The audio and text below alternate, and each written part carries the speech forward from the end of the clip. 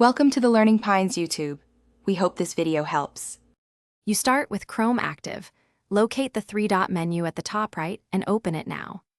Once opened, use the visible zoom controls or press Ctrl++ and Ctrl+- to change page size immediately.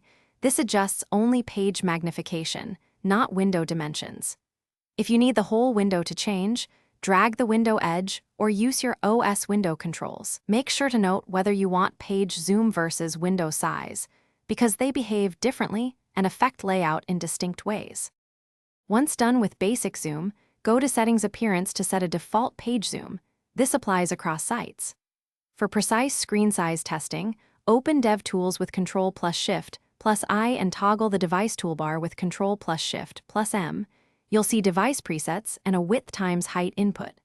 Use the width and height fields to type exact pixel values and adjust DPR to emulate device pixel ratios. Make sure to lock the toolbar and test reloads. DevTools preserves the chosen viewport until you close it or reset the device. You finish by applying the change and refreshing the page to confirm layout and readability. If you want a site-specific setting, click the zoom icon to save that preference for the site. For persistent, system-level scaling, consider an extension or launch flags, but make sure those changes are intentional. If things go wrong, layouts shift or UI elements disappear.